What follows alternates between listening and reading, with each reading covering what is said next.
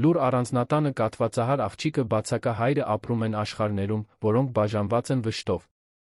Ամեն ինչ փոխվում է, երբ տոկուն խնամակալը մտնում է տուն, բերելով ջերմություն, գույներ ներկայություն։ Դադարելով ծիծաղը վերադառնում է, վրձինները անում են, հայրը նորից գտնում է իր դստերը սենյակի հատակին։ Այդտեղ, ներկերի ու արցունքների մեջ, ծնվում է նոր ընտանիք, որտեղ իսկական հարստությունը այն սերն է, որ մնում է։ Նախքան այս պատմությունը սկսելը, մի մոռացեք բաժանորդագրվել մեր ալիքին, հավանել տեսանյութը, որը շատ կարևոր է մեզ համար, ասեք, թե որ քաղաքից եք դիտում այս պատմությունը։ Ռուբեն Հակոբյանը միշտ գիտեր, որ հաջողությունն իր գինն ունի։ 42 տարեկանում նա կառուցել էր տեխնոլոգիական մի կայսրություն, որը նրան դասել էր Հայաստանի ամենահարուստ մարդկանց շարքին։ Նրա ընկերությունը, Tech Armenian, գերիշխում էր գյուղատնտեսության համար նախատեսված թվային լուծումների շուկայում, նրա անունը հարգանքով էին արտասանում Երանից մինչ Մոսկվա ձգվող բանակցությունների սենյակներում։ Բայց հինգշաբթի օրվա այդ կեսօրին, երբ վարորդը Մերսեդեսը կայանեց կենտրոնում գտնվող իր առանձնատան կրած երկաթե դարպասի դիմաց, Ռուբենն իրեն հաղթողի պես չէր զգում։ Նա իրեն զգում էր ուրվականի պես, որը վերադառնում է այն վայր, որտեղ ժամանակին երջանիկ է եղել։ Ավելի քան 1 տարի էր, ինչ նա երեկոյան ժամը 9-ից շուտ տուն չէր վերադարձել։ Ավելի քան 1 տարի էր, ինչ խուսափում էր լուր միջանցքներից, փոշոտ նկարներից, հիշողություններից, որոնք ծխի պես կախված էին այդ եռահարկ տան յուրաքանչյուր սենյակում։ Բայց այսօր ինչ-որ բան նրան դրդել էր չեղարկել կեսօրվա հանդիպումները, անտեսել օգնականի անդադար զանգերը խնդրել, որ իրեն ուղիղ տուն տանեն։ Գուցե դա ոսկորներում կուտակված հոգնածությունն էր, կամ գուցե այն նամակը, որը ստացել էր առավոտյան Գյումրիի հիվանդանոցից, հիշեցնելով, որ իր դուստրը բաց է թողել ֆիզիոթերապիայի վերջին 3 սեանսները։ Իզաբելլա։ Դստեր անունը նրա մտքում հնչեց որպես մի մեղեդի, որը նա փորձել էր մոռանալ 18 ամիս շարունակ։ 18 ամիս այն օրվանից, երբ աշխարհը փլվեց նրանց գլխին մարտի մի անձրոտ գիշեր, երբ մի հարբած վարորդ որոշեց, որ իր զվարճանքն ավելի արժեքավոր է, քան մի ամբողջ ընտանիքի կյանքը։ 18 ամիս այն օրվանից, երբ Հելենը, իր կինը, իր 15 տարվա ընկերուհին, լքեց այս աշխարհը իրենց բմվի արջի նստատեղին, մինչդեռ ինքը ղեկին, դուրս եկավ առանց մի քերծվածքի։ Հրաշք, ասացին բժիշկները։ Անեծք, գիտեր Ռուբենը։ Բանալին մետաղական չխկոցով պտտվեց կողպեքի մեջ, որը կարծես արձագանքեց ողջ տանը։ Ռուբենը հրեց կարմրափայտի ուռը, նրան դիմավորեց նարդոսի ու փայլեցված փայտի ծանոթ բույրը, մի բույր, որը տիկին Կարինեն, տնտեսուհին, կրոնական նվիրումով պահպանում էր նույնիսկ իր բացակայության ժամանակ։ Տիկին Կարինեն, որն աշխատում էր ընտանիքի համար ավելի քան 10 տարի, որը տեսել էր, թե ինչպես է Իզաբելլան իր առաջին քայլերն անում հենց այդ նախասրահում, որը բռնել էր Հելենի ձեռքը ծննդաբերության ցավերի պահերին, որն ավելի շատ էր լաց եղել, քան ինքը, Ռուբենը, հուղարկավորության օրը։ Ռուբենը փակեց դուռը իր հետից կանգնեց նախասրահում, լսելով այն լռությունը, որը դարձել էր իր կյանքի սաունդթրեքը։ Բայց հետո, երկրորդ հարկից եկող մի ձայն ստիպեց նրան սառչել։ Ծիծաղ։ Բյուրեղյա, մանկական, կյանքով լի ծիծաղ։ Մի ծիծաղ, որը չպետք է գոյություն ունենար այդ տանը, այլս ոչ։ Ոտքերն ինքնաբերաբար շարժվեցին դեպի մարմարե սանդուղքը։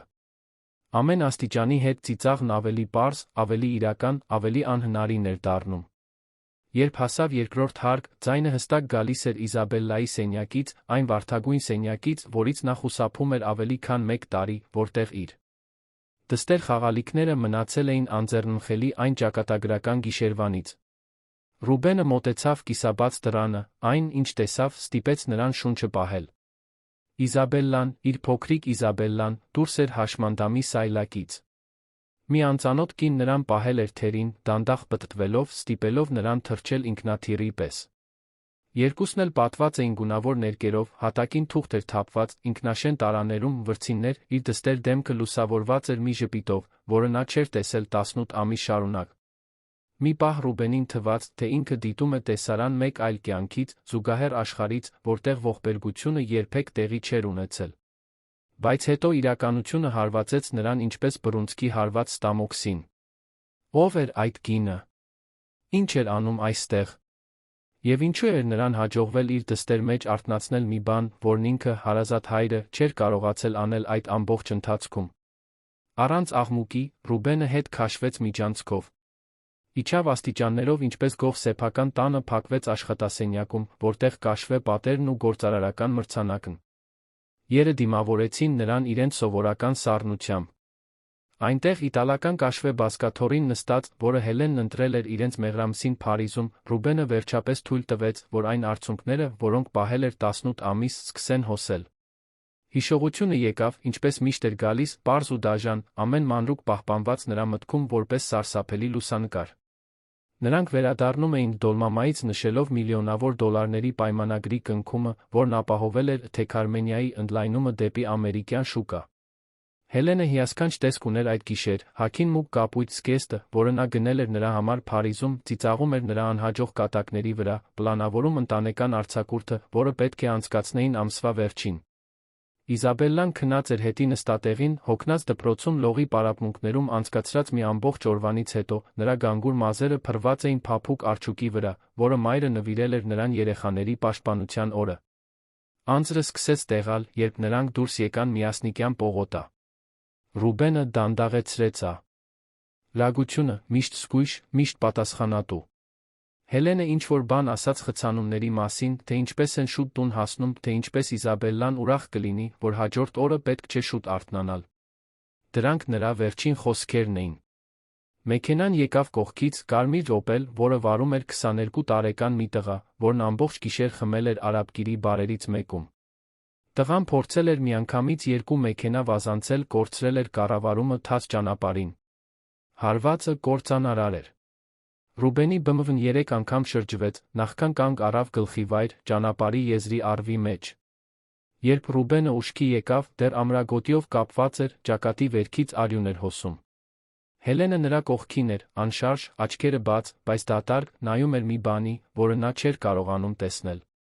Հետի նստատեղին Իզաբելլան թույլ տնքում էր, գիտակցության մեջ, բայց անկարող շարժվելու, նրա ոտքերը մնացել էին հարվածից պոկված նստատեղի բեկորների տակ։ Հրշեջները հասան 20 րոպե անց։ 20 րոպե, որոնց ընթացքում Ռուբենը բռնել էր կնոջ սառը ձեռքը, մխիթարական խոսքեր էր շշնջում դ. Ստերը խոստանալով, որ ամեն ինչ լավ կլինի, որ շուտով տանը կլինեն, որ դա ընդամենը մղձավանջ է, որը կանցնի։ Ստեր, որոնք հաջորդ շաբաթներին դառնալու էին էլ ավելի ցավոտ ճշմարտություններ։ Հելենին տեղում մահացած հայտարարեցին։ Փորձաքննությունը հետագայում պարզեց, որ նա մահացել էր ակնթարթորեն, որ չէր տանջվել։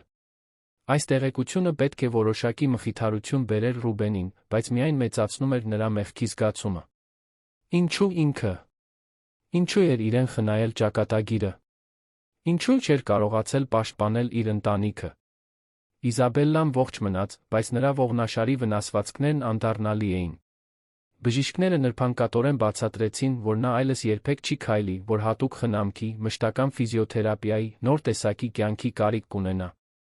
Ռուբենը լսում էր յուրաքանչյուր բառ, կարծես դրանք արտասանվում էին օտար լեզվով, անկարող ընկալելու, որ իր դուստրը, որն իր առաջին քայլերն արել էր հենց այն նախասրահում, որտեղ ինքը քիչ առաջ կանգնած էր, այլս երբեք չի վազի տան միջանցքներով, այլս չի բարձրանա ծնողների մահճակալին կիրակի առավոտյան, այլս իլինի այն չարաճճի ու կենսախինդ աղջիկը, որին ինքը ճանաչում էր։ Հաջորդ ամիսները հիվանդանոցների, փաստաբանների, հուղարկավորության լռության մի մշուշ էին։ Ռուբենը փորձեց ուժեղ լինել, փորձեց լինել այն հայրը, որի կարիքն ուներ Իզաբելլան, բայց դստեր յուրաքանչյուր հայացքը նրան վերադարձնում էր այն սարսափելի գիշեր։ Նա երբեք չմեղադրեց իրեն, երբեք չհարցրեց, թե ինչու չի կարողացել խուսափել վթարից, բայց Ռուբենը տեսնում էր այդ հարցը նրա աչքերում, կամ գոնե կարծում էր, թե տեսնում է։ Մեղքի զգացումը նրա ներսում աճում էր քաղցկեղի պես, սնվելով ֆիզիոթերապիայի յուրաքանչյուր սեանսից, որին ներկա էր լինում, Իզաբելլայի թափած յուրաքանչյուր արցունքից, երբ կարծում էր, թե հայրը չի նայում, յուրաքանչյուր գիշերվանից, երբ արթնանում էր ճչալով, կանչելով մորը, որն այլս երբեք չէր գա։ Այդ ժամանակ Ռուբենը սկսեց հեռանալ։ Սկզբում դրանք հանդիպումներն էին, որոնք ձգվում էին մինչ ուշ գիշեր։ Հետո գործուղումները, որոնցից առաջ խուսափում էր։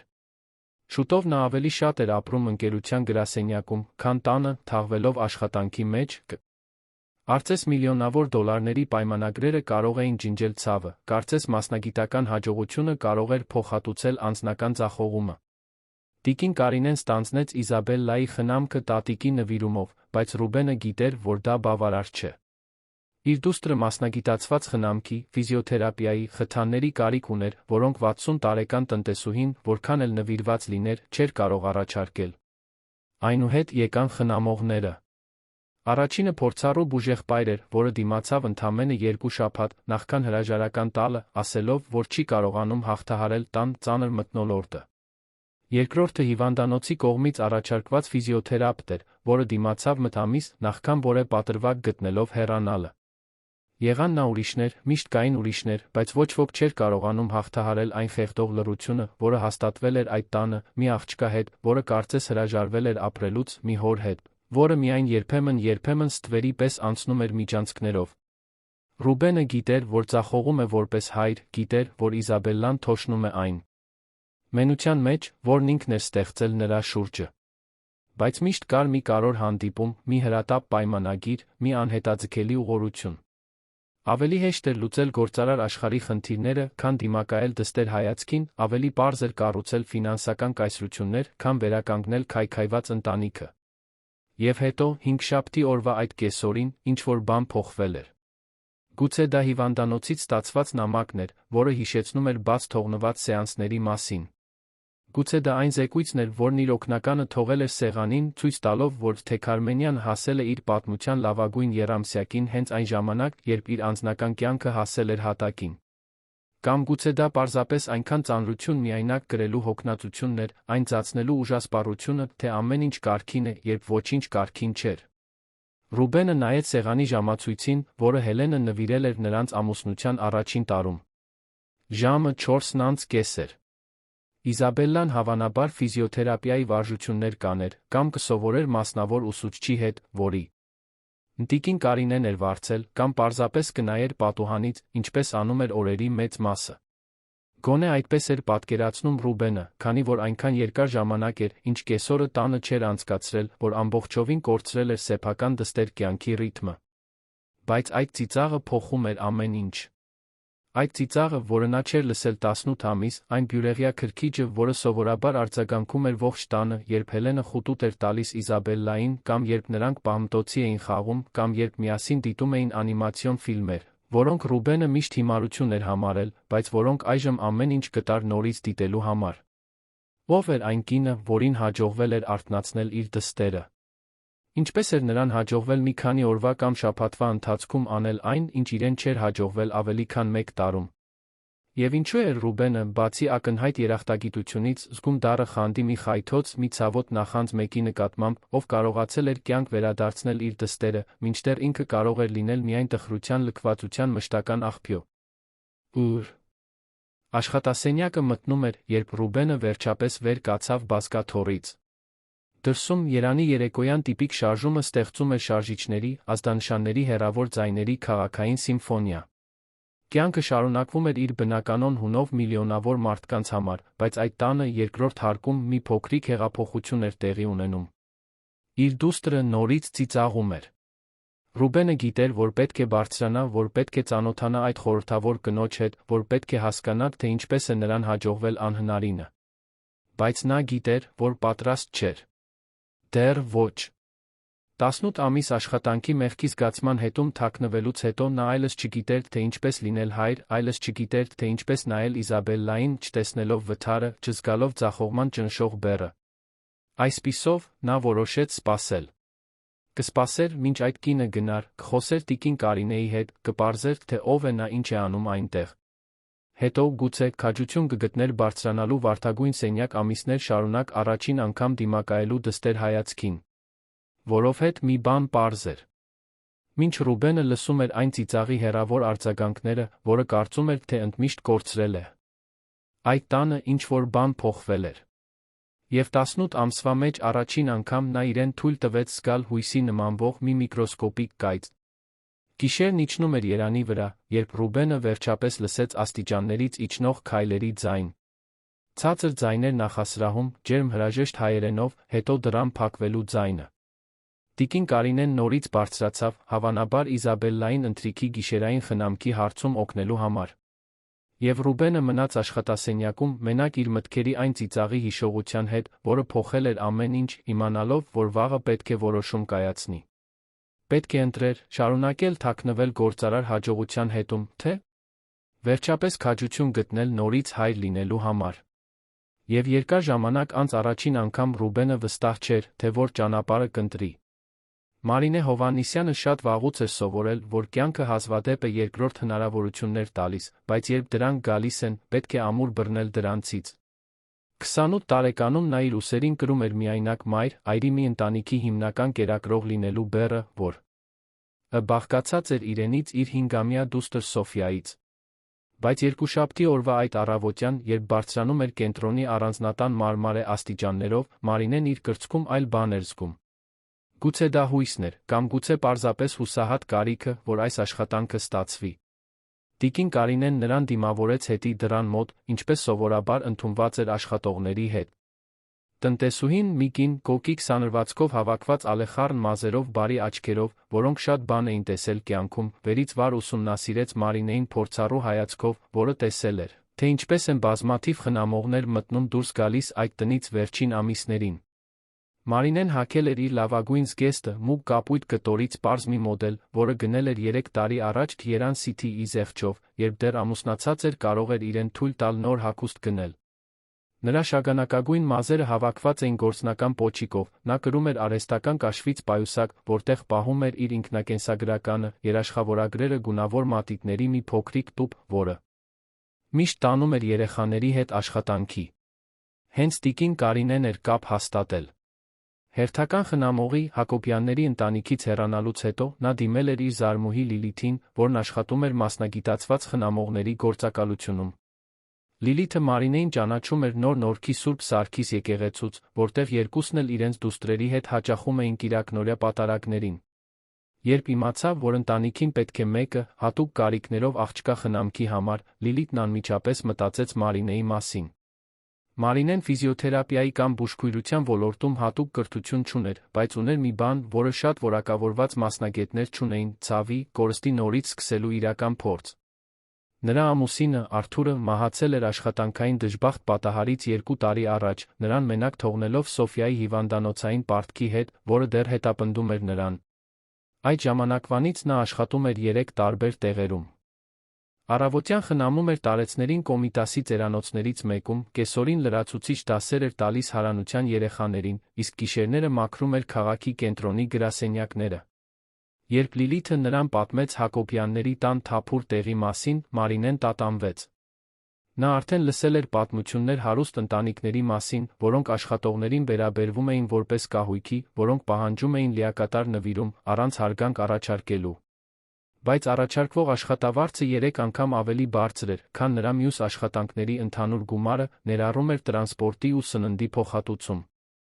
Ամենակարևորը դա կլիներ երկուշաբթիից ուրբաթ, առավոտյան 8-ից մինչ երեկոյան 5-ը աշխատանք, ինչը կնշանակեր, որ նա կարող էր գիշերներն ու հանգստյան օրերն անցկացնել Սոֆիայի հետ 2 տարվա մեջ առաջին անգամ։ Տիկին Կարինեն Մարինեին առաջնորդեց տան լուռ միջանցքներով, ցույց տալով հիմնական սենյակները, բացատրելով տնային առօրյան։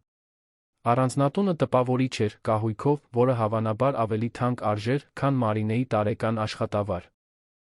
Նկարներով, որոնք կարծես թանգարաններից լինեին, մի դիզայնով, որը խառնում էր եվրոպական նրբագեղությունը հայկական շեշտադրումների հետ։ Բայց մթնոլորտում ինչ-որ ճնշող բան կար, կարծես օդն ավելի ծանր լիներ, կարծես հենց տունը սկի մեջ լիներ։ Քայլելիս տիկին Կարինեն պատմում էր ընտանիքի պատմությունը։ Խոսեց Հելենի, մահացած կնոջ մասին, որն այդ տունը վերածել էր կյանքով ու ծիծաղով լի օջախի։ Պատմեց Ռուբենի, բացակա ամուսնու մասին, որը վթարից հետո գործնականում ապրում էր ընկերության գրասենյակում։ Եվ վերջապես խոսեց Իզաբելլայի մասին, աղջկա, որը դարձել էր իր անհանգստության կենտրոնը։ Տնտեսուհին չթաքցրեց իրավիճակի բարդությունը։ Իզաբելլան, բացատրեց նա, վթարից հետո դարձել էր բոլորովին այլ երեխա։ Նախկինում խոսուն էր, հետաքրքրասեր, էներգիայով լի։ Հիմա օրերն անցկացնում էր լռության մեջ, հազվադեպ էր ուտում, ոչնչի նկատմամբ հետաքրքրություն չէր ցուցաբերում։ Նա մերժել էր բոլոր նախորդ խնամողներին, ոչ թե թշնամաբար, այլ մի անտարբերությամբ, որն էլ ավելի ցավոտ էր։ Բժիշկներն ասում էին, որ դա մանկական դեպրեսիա է, տրավմայի կրած կորուստների բնական ռեակցիա։ Խորհուրդ էին տալիս թերապիա, դեղամիջոցներ, մշտական խթաններ։ Բայց ինչպես խթանել մի երեխայի, որը կարծես հրաժարվել է ապրելուց։ Ինչպես դեղորայքով բուժել կարոտը։ Ինչպես թերապիա անցկացնել մեկի հետ, ով հրաժարվում է խոսել։ Երբ հասան երկրորդ հարկ, տիկին Կարինեն կանգնեց մի վարդագույն դռան դիմաց, որը զարդարված էր թիթեռների կպչուն պիտակներով, որոնք հավանաբար Հելենն էր կպցրել այնտեղ տարիներ առաջ։ Դռան մյուս կողմում Մարինեի երբե հանդիպած ամենամեծ մասնագիտական մարտահրավերն էր։ Իզաբելլայի սենյակը ընդհատված մանկությամբ պահպանված սրբավայր էր։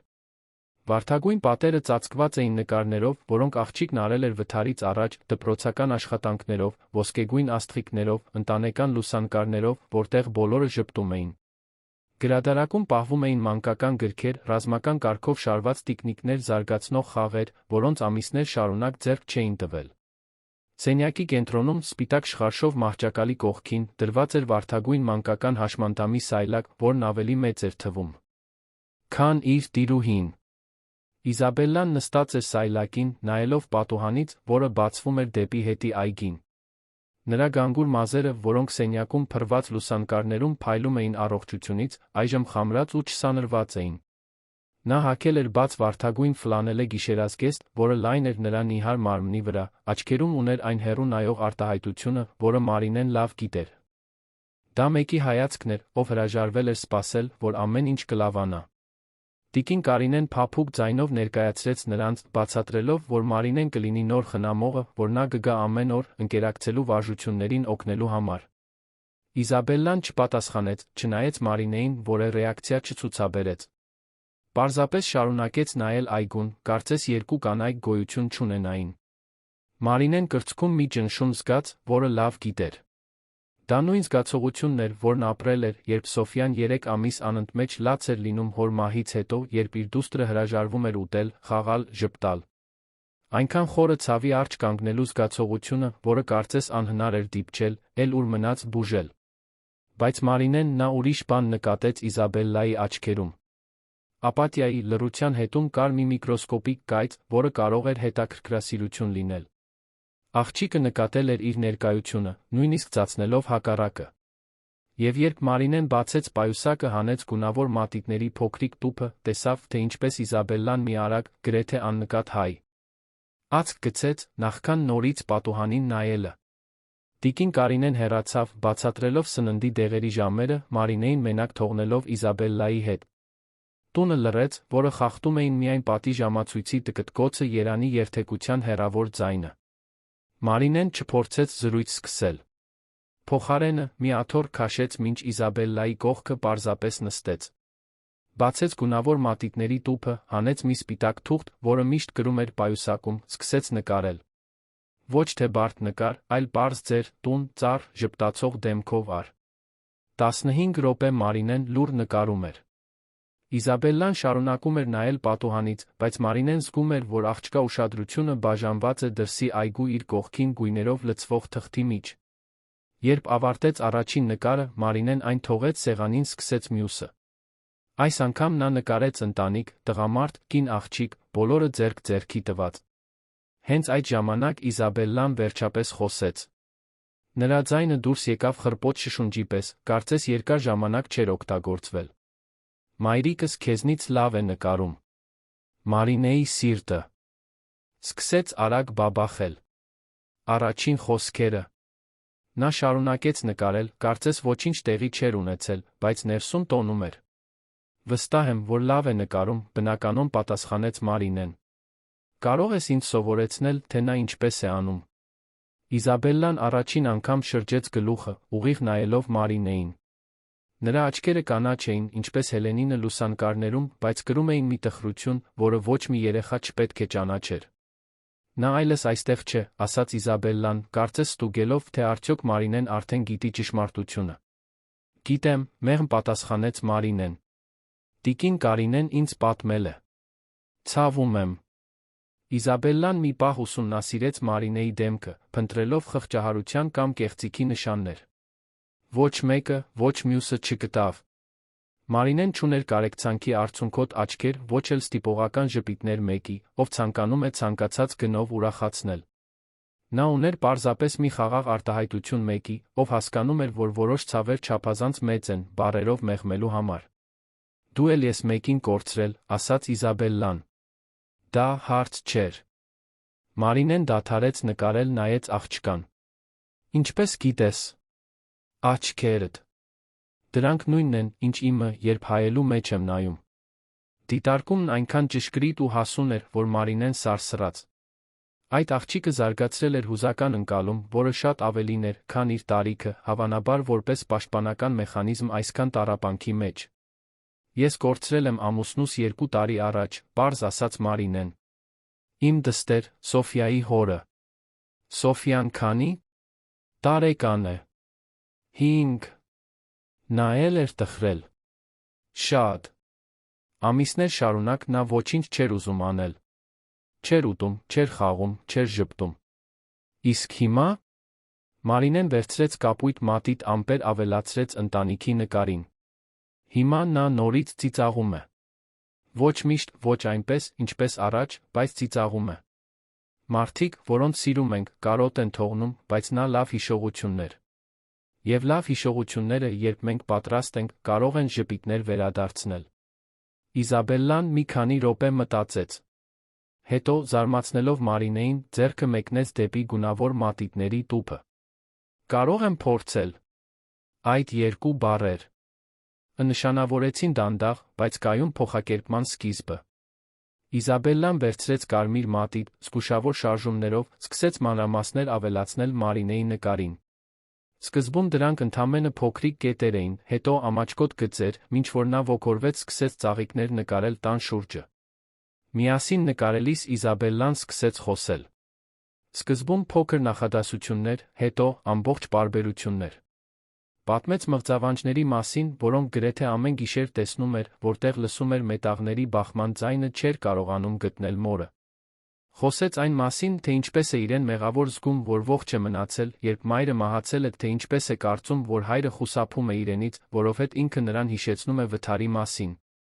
Մարինեն լսում էր ամեն ինչ, առանց դատելու, առանց փորձելու ուղղել կամ մեղմել աղջկա զգացմունքները։ Պարզապես լսում էր, երբեմն կիսվում սկի հետ կապված իր սեփական փորձի փոքրիկ պատմություններով։ Պատմեց, թե ինչպես է Սոֆիան իրեն մեղադրել հոր մահվան համար, կարծելով, որ եթե ավելի լավ դուստր լիներ, նա ստիպված չէր լինի այդքան շատ աշխատել, դժբախտ պատահարի չէր ենթարկվի։ Բացատրեց, թե ինչպես է շատ ժամանակ համբերություն պահանջվել, որպեսզի դուստրը հասկանա, որ որոշ վատ բաներ տեղի են ունենում, անկախ նրանից, մենք լավն ենք, թե վատը։ Առաջին օրն ավելի արագ անցավ, քան Մարինեն սպասում էր։ Երբ գնալու ժամանակը եկավ, Իզաբելլան կարծես դժկամությամբ էր նրան բաց թողնում։ Սեղանի վրա նկարների մի փոքրիկ կույտ կար, համատեղ ստեղծված, ամիսների մեջ առաջին անգամ աղջիկը կերել էր ողջ կերակուրը, որը մատուցել էր տիկին Կարինեն։ Հաջորդ օրերին Մարինեն զգույշ առօրյա հաստատեց։ Միշտ գալիս էր նույն ժամին, տարբեր նյութերով։ Մի օր բերում էր պլաստիլին, մյուս օրը ամսագրեր կտրատելու համար, մեկ այլ օր մի փոքրիկ ստեղնաշար, որը գնել էր օգտագործված իրերի խանութից։ Չէր պարտադրում զբաղմունքներ, պարզապես առաջարկում էր տարբերակներ, թողնում, որ Իզաբելլան ընտրեր, թե ինչ է ուզում անել։ Աստիճանաբար աղջիկը դուրս էր գալիս իր շուրջը կառուցած լռության պատյանից։ Սկսեց հարցեր տալ Սոֆիայի մասին, Մարինեի կյանքի մասին, թե ինչպես է հնարավոր շարունակել ապրել կարոր մեկին կորցնելուց հետո։ Մարինեն պատասխանում էր ազնվորեն, առանց ռոմանտիկացնելու գործընթացը, առանց խոստանալու, որ ցավը լիովին կանհետանա։ Մեծ շրջադարձը տեղի ունեցավ չորեքշաբթի օրը, Մարինեի տանը աշխատանքի անցնելուց 2 շաբաթ անց։ Իզաբելլան առավոտը հատկապես մելանխոլիկ էր անցկացրել, հրաժարվելով դուրս գալ հաշմանդամի սայլակից նույնիսկ այն հիմնական վարժությունների համար, որոնք անում էին ամեն օր։ Երբ Մարինեն հարցրեց, թե ինչ է պատահել, Իզաբելլան վերջապես բացվեց։ Ես այլս չեմ կարողանում հիշել մայրիկիս ծիծաղը, ասաց նա, արցունքները հոսելով դեմքով։ Փորձում եմ, բայց չեմ կարողանում լսել գլխումս։ Եվ վախենում եմ, որ նրան լրիվ կմոռանամ։ Մարինեի սիրտը սեղմվեց։ Նա հստակ գիտեր, թե ինչ զգացողություն է դա, որովհետև նույնը ապրել էր Արթուրի հետ։ Սիրելի մարդու մանրամասները, որոնք քիչ-քիչ ջնջվում են, կարծես մահը ֆիզիկական ներկայության հետ միասին հիշողության կտորներ է գողանում։ Գիտես, թե մայրդ ինչ էր անում, երբ դու փոքր էիր, որը քեզ ծիծաղեցնում էր, հարցրեց Մարինեն։ Նա ձացնում էր, թե ես ինքնաթիռ եմ, պատասխանեց Իզաբելլան հեկեկոցների միջից։ Ինձ բարձրացնում էր վազում տնով մեկ, շարժիչի ձայն հանելով։ Ասում էր, որ ես աշխարհի ամենագեղեցիկ ինքնաթիռն եմ։ Ուզում ես փորձենք։ Իզաբելլան զարմացած նայեց Մարինեին։ Բայց ես չեմ կարող ոտքերս։ Ինքնաթիռները ոտքերով չեն թռչում, ժպիտով ասաց Մարինեն։ Թերով են թռչում։ Եվ դու ունես լավագույն թերը, որ ես երբե տեսել եմ։ Նախքան Իզաբելլան կհասցներ առարկել, Մարինեն նրան բարձրացրեց հաշմանդամի սայլակից գրկեց։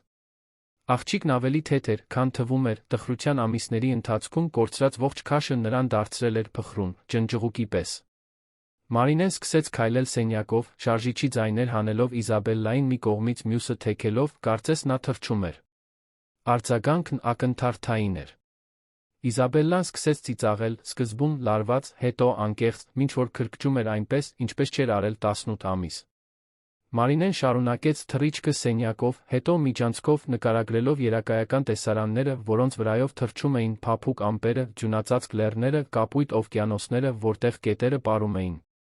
Երբ վերջապես վայրէջք կատարեցին սենյակում, երկուսն էլ շնչասպառ էին պատված ներկով, որը ցայտել էր սեղանին փռված նկարներից։ Իզաբելլան դեռ ծիծաղում էր, նրա աչքերը փայլում էին այնպես, ինչպես Մարինեն նախկին։ Ում չէր տեսել։ Հաշմանդամի սայլակը մոռացված էր անկյունում, երկար ժամանակ անց առաջին անգամ, կարծես Իզաբելլան հիշել էր, որ ինքը երեխա է։ Հենց այդ պահին էր, որ Ռուբենը աշխատանքից շուտ տուն եկավ բարձրացավ, պարզելու իր դստեր ծիծաղի անհնարին ձայնի աղբյուրը։ Հենց մաքուր ուրախության կապի այդ պահն էր, որ նա ականատես եղավ դռան ճեղքից, որը ստիպեց նրան հասկանալ, որ իր ընտանիքի կյանքում հիմնարար բան է փոխվել։ Մարինեն չգիտեր, որ իրենց դիտում են։ Նա պարզապես գրկել էր Իզաբելլային, որը դեռ թույլ ծիծաղում էր, քնքուշ խոսքեր էր շշնջում նրա ականջին։ Ասում էր, որ նա քաջ է, որ ուժեղ է, որ արժանի է երջանիկ լինելու։ Եվ այս աշխատանքը սկսելուց ի վեր առաջին անգամ Մարինեն զգաց, որ գուցե իսկապես կարող է օգնել այս ընտանիքին գտնել միմյանց մոտ վերադառնալու ճանապարհը։ Այն, ինչ նա չէր պատկերացնում, այն էր, որ Իզաբելլայի հայրը դռան մյուս կողմում էր, ականատես լինելով այն տեսարանին, որը կփոխեր ամեն ինչ, որ հաջորդ օրերին Հակոբյանների տանը իր ներկայությունը կասկածի տակ կդրվեր այնպիսի ձերով, որոնք նա երբեք չէր կարող կանխատեսել։ Ռուբենն ամբողջ գիշերն անցկացրեց ընկերությունում, բայց չկարողացավ աշխատել։ Նստած Թեքարմենիայի շենքի տանիքին, Ամիրյան փողոցի գործարար շենքի 25-րդ հարկում, նա նայում էր քաղաքի լույսերին, որոնք տարածվում էին մինչ հորիզոն, փորձում էր ընկալել այն, ինչ տեսել էր այդ կեսօրին։ Իզաբելլան ծիծաղում էր։ Իր դուստրը, որը 18 ամիս հուզմունք չէր ցուցաբերել, քրքջում էր, կարծես ուրախությունը երբեք չէր հեռացել իր կյանքից։ Անծանոթ կնոջ, Իզաբելլային գրկած պատկերը կրկնվում էր նրա մտքում ֆիլմի պես։ Ո՞վ էր նա։ Ինչպես էր նրան հաջողվել մի քանի շաբաթում անել այն, ինչ իրեն չէր հաջողվել ավելի քան 1 տարում։ Եվ ինչու էր Ռուբենը, երախտագիտության հետ մեկտեղ, զգում մի դառը խայթոց, որը կարող էր լինել միայն նախանձ։ Հաջորդ առավոտյան Ռուբենը չեղարկեց բոլոր հանդիպումները, զանգահարեց Սարգիս Մանուկյանին, մասնավոր քննիչի, որին ընկերությունը երբեմն օգտագործում էր կարևոր աշխատակիցների անցյալը ստուգելու համար։ Սարգիսը զուսպ էր, արդյունավետ ավելորդ հարցեր չէր տալիս։ Հենց այն, ինչ պետք էր Ռուբենին այդ պահին։ Ինձ ամբողջական տեղեկություն է պետք մի մարդու մասին, ասաց Ռուբենը հեռախոսով, նայելով իր գործադիր գրասենյակի պատուհանից։ Մարինե Հովհաննիսյան։ Աշխատում է իմ տանը որպես խնամող։ Ուզում եմ իմանալ ամեն ինչ անձնական, մասնագիտական, ֆինանսական պատմություն, երաշխավորագրեր, ընտանիք, ամեն ինչ։ Սարգիսը խոստացավ արդյունքներ 48 ժամվա ընթացքում։ Սպասելու ընթացքում Ռուբենը փորձեց կենտրոնանալ աշխատանքի վրա, բայց պարզեց, որ անհնար է։ Ամեն անգամ, երբ սկսում էր վերլուծել զեկույց կամ մասնակցել տեսակոնֆերանսի, նրա միտքը վերադառնում էր տուն, երկրորդ հարկ, այն վարդագույն սենյակ, որտեղ իր դստեր մասին հոգ էր տանում մի անծանոթ, որին հաջողվել էր այն հրաշքը, որն իրեն չէր հաջողվել։ Հինգշաբթի կեսօրին Սարգիսը զեկույցն ուղարկեց էլեկտրոնային փոստով։ Ռուբենը փակեց գրասենյակի դուռը, կարդաց յուրաքանչյուր տող այն ուշադրությամբ, որը սովորաբար վերապահում էր միլիոնավոր դոլարների պայմանագրերին։ Այն, ինչ հայտնաբերեց, նրան լռեցրեց։ Մարինե Հովհաննիսյան, 28 տարեկան, ծնունդով Վանաձորից, 8 տարի բնակվում է Երանում։ Ամուսնացած է եղել Արթուր Սարգսյանի հետ, արդյունաբերական սարքավորումների տեխնիկ, մահացել է 2 տարի առաջ Աբովյանի ավտոպահեստամասերի գործարանում աշխատանքային դժբախտ պատահարից։ Մայր է 5-ամյա Սոֆյա Սարգսյանի։ Քրեական անցյալ չունի, պարտքեր չունի, նոր Նորքի Սուրբ Սարգիս եկեղեցու հավատարիմ այցելու է։ Մասնագիտական պատմություն, խնամող ծերանոցում, լրացուցիչ դասերի ուսուցիչ, գիշերային հավաքարար։ Ընդհանուր ամսական եկամուտ՝ մոտավորապես 250,000 դրամ։ Հասցե՝ վարձով 2 սենյականոց բնակարան Կոմիտասում, վարձավճարը՝ ամսական 80,000 դրամ։ Ֆինանսական վիճակ՝ կայուն, բայց սուղ։ Սեփականության իրավունքով գույք չունի։ Այն, ինչ ամենաշատը գրավեց Ռուբենի ուշադրությունը, անձնական երաշխավորագրերն էին։ Բոլոր նախկին գործատուները Մարինեին նկարագրում էին որպես բացառիկ, նվիրված, երեխաների նկատմամբ հոգատար։ Դպրոցի տնօրենը, որտեղ սովորում էր Սոֆյան, նրան նշում էր որպես ներկա ներգրավված մայր, չնայած ֆինանսական դժվարություններին։ Եկեղեցու քահանան նրան ջա. Նաչում էր տարիներ շարունակ երաշխավորում նրա բարոյական ամբողջականությունն ու համերաշխ ոգին։ Բայց զեկույցի վերջին պարբերությունն էր, որ ստիպեց Ռուբենին շունչը պահել։ Սարգիսը պարզել էր, որ Մարինեն իր սեփական, արդեն իսկ սուղ աշխատավարձի մի մասն օգտագործում էր արվեստի պարագաներ փոքրիկ նվերներ գնելու համար այն երեխաների համար, որոնց խնամում էր։ Վերջին 15 օրվա ընթացքում նա ծախսել էր 12,000 դրամ գունավոր մատիտների, թղթի, ներկի խաղալիք ստեղնաշարի վրա։ 12,000 դրամ, որը հավանաբար պակասելու էր ամսվա գնումներից մի տնտեսությունում, որը հազիվ էր գոյատում։ Ռուբենը փակեց համակարգիչը, գլուխը կախեց։ Ահա մի կին, որը մեկ ամսում վաստակում էր այն, ինչ ինքը վաստակում էր մեկ ժամում, ապրում էր մի ֆինանսական իրավիճակում, որը նա հուսահատ կհամարեր, այնուամենայնիվ, սեփական գրպանից գումար էր ծախսում, ուրախություն բերելու իր դստերը։ Մինչդեռ ինքը, միլիարդատերը, հազիվ էր կարողանում շաբաթը մեկ անգամ ընթրել Իզաբելլայի հետ։ Այդ կեսօրին, 2 օրվա մեջ երկրորդ անգամ, Ռուբենը շուտ դուրս եկավ ընկերությունից։ Բայց այս անգամ նա հստակ նպատակ ուներ։ Պետք է ծանոթանար Մարինեի հետ, պետք է հասկանար, թե ինչպես է նրան հաջողվել անհնարինը, ամենակարևորը, պետք է շնորհակալություն հայտներ նրան, իր դստերը կյանք վերադարձնելու համար։ Նա տուն հասավ ժամը 4-ին, գտավ տիկին Կարինեին, որը խոհանոցում հետճաշիկ էր պատրաստում։ Տնտեսուհին զարմացավ նրան տեսնելով, բայց հարցեր չտվեց։ Պարզապես տեղեկացրեց, որ Մարինեն Իզաբելլան սենյակում են, ֆիզիոթերապիայի վարժություններ են անում։ Ռուբենը բարձրացավ աստիճաններով, սիրտը արագ բաբախելով։ Սենյակից դուրս նա լսում էր ցածր ձայներ, մի խոսակցություն, որը բնական անկաշկանդ էր թվում։ Որքան ժամանակ էր, ինչ չէր լսել իր դստերն այսպես խոսելիս։ Նա մեղմ թակեց դուռը։ Ձայները դադարեցին։ Մտեք, ասաց մի կանացի ձայն, որը նա չէր ճանաչում։ Ռուբենը հրեց դուռը, տեսավ այն տեսարանը, որը ընդմիշտ կփոխեր իր տեսակետը։ Իզաբելլան հատակին էր, գունավոր գորգի վրա, ձգումների վարժություններ էր անում Մարինեի օգնությամբ։ Երկուսն էլ ժպտում էին, երբ Իզաբելլան տեսավ հորը նր։ Ադեմքը լուսավորվեց այնպես, ինչպես նա չէր տեսել ամիսներ շարունակ։ Պապա, բացականչեց նա, անկեղծորեն ուրախ։ Մարինեն ինձ նոր վարժություններ է սովորեցնում։ Ուզում ես տեսնել։ Ռուբենի կոկորդում մի գունդ առաջացավ։ Երբ էր վերջին անգամ, որ Իզաբելլան ուրախացել էր իրեն տեսնելով։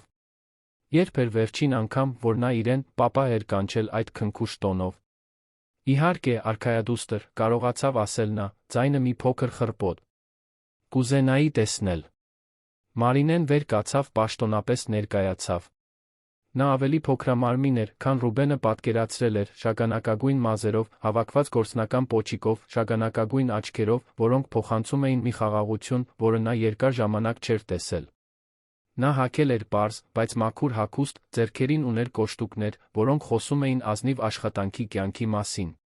Հաջորդ 15 րոպեների ընթացքում Ռուբենը դիտում էր, թե ինչպես է իր դուստրը ցուցադրում Մարինեի հետ սովորած վարժությունները։ Իզաբելլան փայլում էր, հպարտությամբ բացատրում յուրաքանչյուր շարժում, երբեմն ուղղելով հոր կեցվածքը, երբ նա փորձում էր օգնել։ Կարծես նա նորից հայտնաբերել էր սեփական մարմինը, կարծես հիշել էր, որ կարող է ուժեղ լինել նույնիսկ սահմանափակումներով։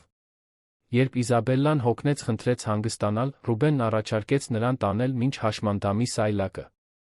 Ավելի քան մեկ տարվա մեջ առաջին անգամ նա ընդունեց հոր գիրկը առանց դիմադրության, գլուխը դնելով նրա ուսին, ինչպես անում էր, երբ փոքր էր։ Մարինե, կարող եք մի փոքր էլ մնալ, հարցրեց Ռուբենը, Իզաբելլային սայլակում տեղավորելուց հետո։ Կուզենայի խոսել ձեզ հետ։ Մարինեն նայեց ժամացույցին։ Իհարկե, պարոն Հակոբյան։ Դեռ 20 րոպե ժամանակ ունեմ։ Նրանք իջան աշխատասենյակ, Իզաբելլային թողնելով սենյակում մուլտֆիլմեր դիտելիս։ Ճանապարհին Ռուբենը նկատեց, թե ինչպես է Մարինեն բնականon քայլում տնով, կարծես արդեն ճանաչում էր յուրաքանչյուր միջանցք, կարծես պատկանում էր այդ վայրին։ Տիկին Կարինեն ջերմորեն ողջունեց նրան, երբ անցան խոհանոցի կողքով, Ռուբենը նկատեց, թե ինչպես են երկուսը կարծես հարմարավետ համագործակցություն զարգացրել։ Աշխատասենյակում Ռուբեն Մարինեին առաջարկեց կաշվե բազկաթոռներից մեկը, բայց նա նախընտրեց կանգնած մնալ։ Նրա կեցվածքում հարգալից պաշտոնականություն կար, բայց նա մի վճռականություն, որը հուշում էր, որ նա հեշտությամբ չի վախենում։ Մարինե, սկսեց Ռուբենը, ես պետք է շնորհակալություն հայտնեմ ձեզ այն բանի համար, ինչ արել եք Իզաբելլայի համար։ Չեմ կարող արտահայտել, թե որքան բան է նշանակում ինձ համար նորից տեսնել իմ դստերը ժպտալիս։ Պետք չէ շնորհակալություն հայտնել, պարոն Հակոբյան, պատասխանեց Մարինեն։ Դա իմ աշխատանքն է։ Եվ Իզաբելլան հիանալի աղջիկ է։ Նրան պարզապես պետք էր մեկը, ով դա կտեսներ։ Պատասխանի պարզությունը Ռուբենին լիովին զինաթափեց։ Չկար կեղծ համեստություն, ոչ էլ տպավորելու փորձ։ Պարզապես ուղիղ ասված ճշմարտություն։ Դուք 2 շաբաթում հասաք նրան, ինչին ես չկարողացա հասնել ավելի քան 1 տարում, խոստովանեց Ռուբենը։ Ինչպե՞ս։ Մարինեն մի պահ ուսումնասիրեց նրան, նախքան պատասխանելը։ Ամբողջ հարգանքով, պարոն Հակոբյան, բայց դուք իսկապես փորձել եք։ Հարցը ապտակի պես էր։ Ռուբենը զգաց, որ դեմքը տաքանո։ Է։ Ինչ նկատի ունեք։ Երբ եք վերջին անգամ մի ամբողջ կեսօր անցկացրել Իզաբելլայի հետ։ Երբ եք վերջին անգամ նրա հետ խոսել մի բանի մասին, որը բժշկի կամ դպրոցի հետ կապ չունի։ Երբ եք վերջին անգամ հարցրել, թե նա ինչ է զգում։ Ռուբենը բացեց բերանը պատասխանելու, բայց չկարողացավ։ Որովհետև գիտեր, որ Մարինեն ճիշտ էր։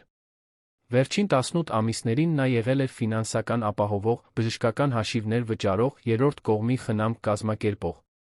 Բայց հայր լինելուց նա դադարել էր վթարի գիշերը։ Իզաբելլային ավելի շատ խաղալիքներ կամ դեղեր պետք չեն, շարունակեց Մարինեն, նրա ձայնը վճռական, բայց ոչ ագրեսիվ։ Նա պետք է իմանա, որ մենակ չէ։ Որ ինչ-որ մեկը նրան տեսնում է որպես ամբողջական աղջիկ, ոչ թե զոհ։